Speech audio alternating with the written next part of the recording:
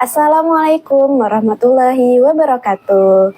Halo sahabat semuanya, ketemu lagi dengan saya Hafizah Mutmainah di podcast Gemah Hati. Jadi kali ini kita kedatangan narasumber yang sangat Masya Allah dari Bogor, yaitu Teh Sabda El Habasyi. Nah, untuk pembahasan kali ini kita akan membahas tentang wanita independen. Assalamualaikum Teh Sabda, gimana nih kabarnya? Waalaikumsalam warahmatullahi wabarakatuh. Alhamdulillah baik. Gimana kabarnya Mbak Fiza? Alhamdulillah, saya juga baik Teh Sabda. Alhamdulillah. Nah, pembahasan kita kali ini kan tentang perempuan independen ya, Teh Sabda. Nah, jadi kan di luar sana tuh perempuan-perempuan lagi banyak, lagi marak yang pengen jadi independen. Nah, menurut Teh Sabda, gimana ya definisi dari perempuan independen itu sendiri? Nah, menurut Mbak Fiza sendiri, ketika Mbak Fiza mendengar kata independen, seperti apa sih yang terbayang? Kalau menurut saya sih Teh, kalau independen itu biasanya kayak perempuan yang dia bisa berpenghasilan sendiri gitu. Dia juga bisa produktif, dia juga bisa kemana-mana sendiri. Kayak gitu sih Teh, kalau menurut saya. Menurut saya, wanita independen itu bukan hanya terlihat dari finansialnya gitu, bukan ketika dia sudah bisa mencukupi diri dia sendiri, itu udah bisa disebut independen. Tapi independen itu dilihat dari hati. Kenapa nih saya bisa berpendapat seperti itu? Karena dalam bahasa Arab perempuan itu adalah mir'ah, kan? Mir'ah. Nah, sementara cermin itu arti dalam bahasa Arab itu mar'ah.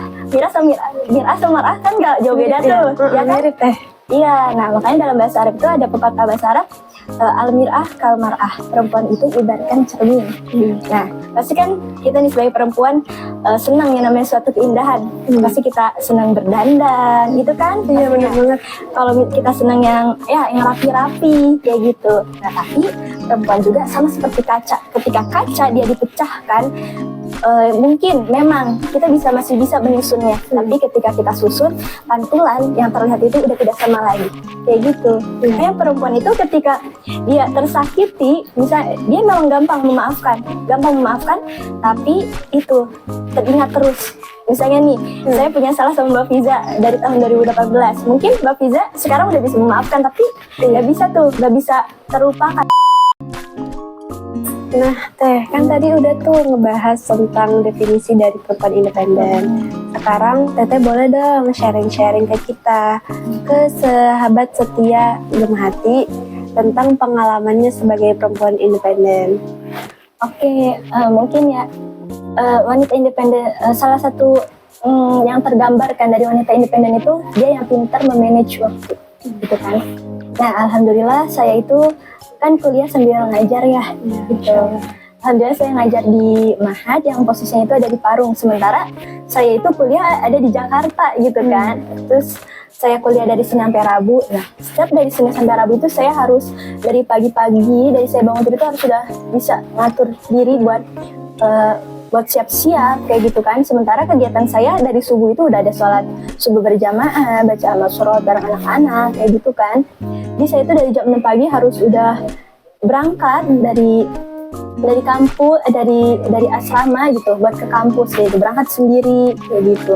Nah, terus sementara saya nanti pas asar itu saya ada ngajar gitu. Jadi saya juga pulang kuliah, saya juga misalnya nih melihat kalau sekiranya saya ada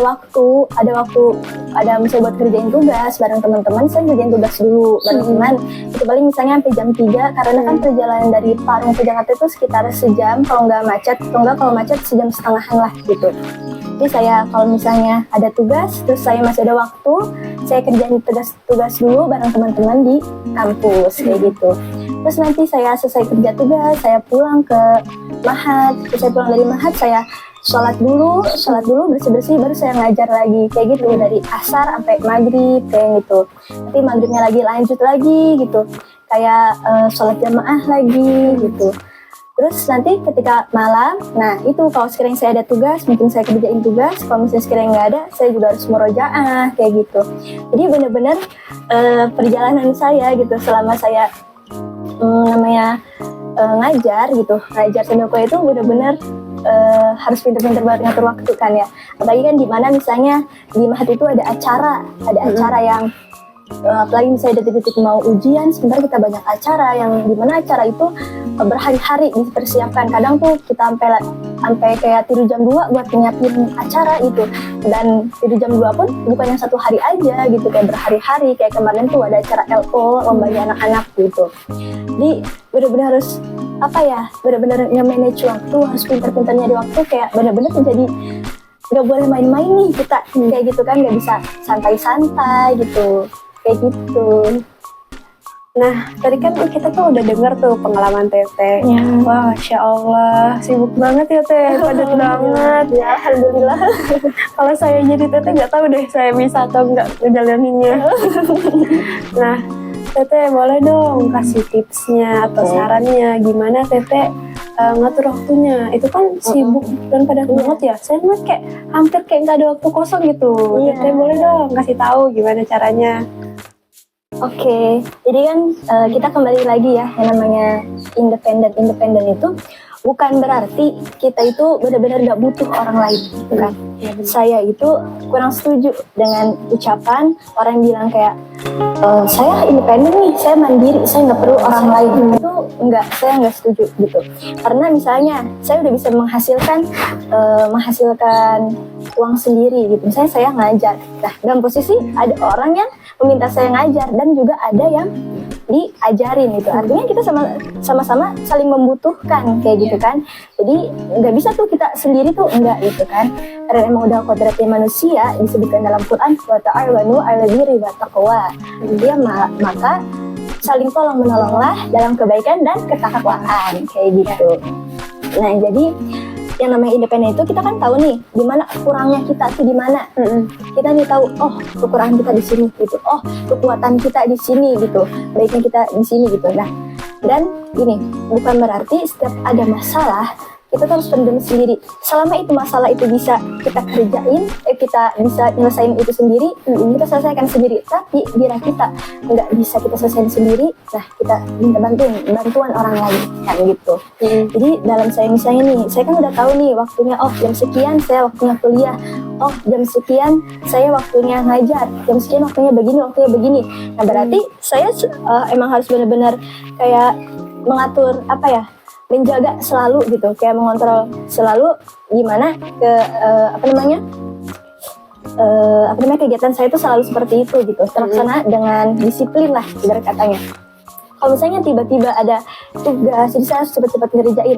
Nah Teh, tadi kan kita tuh udah cerita panjang lebar, udah sampai dari barat ke timur, udah sampai Depok lagi ceritanya.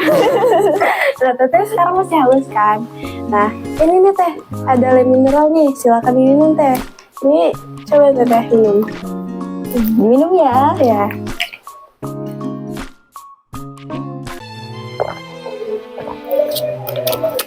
Wah, seger banget ya Teh.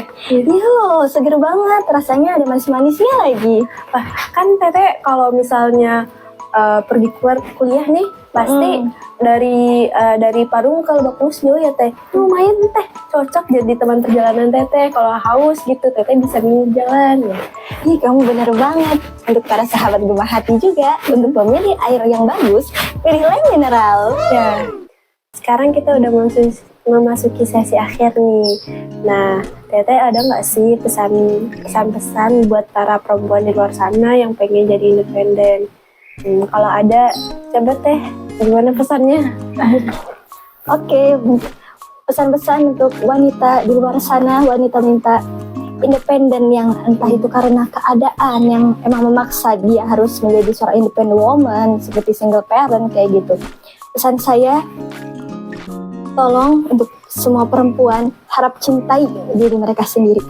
Kita itu harus yang paling bisa mencintai diri kita sendiri. Karena kenapa?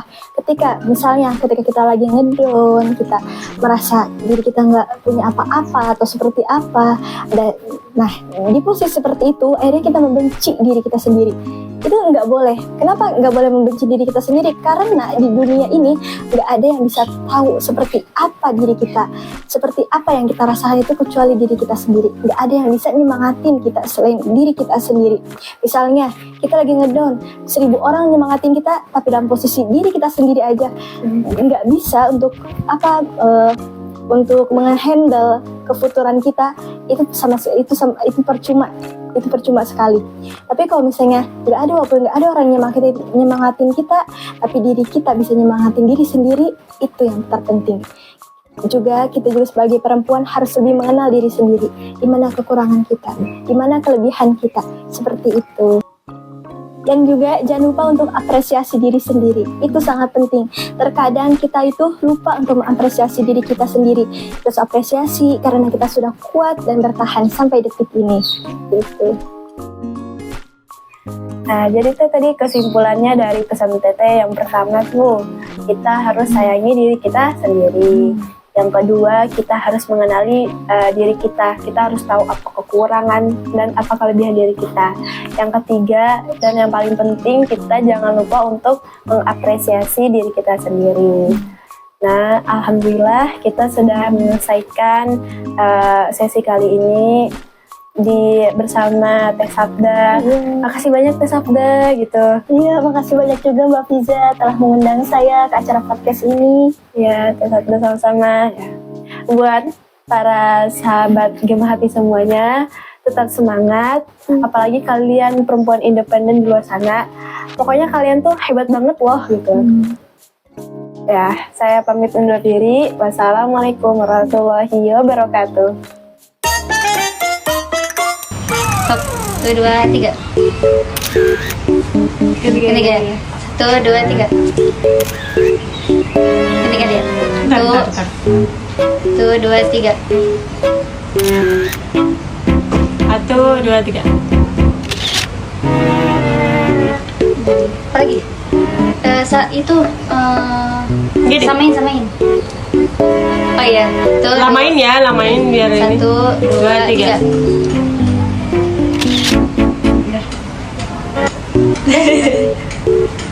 Tangannya.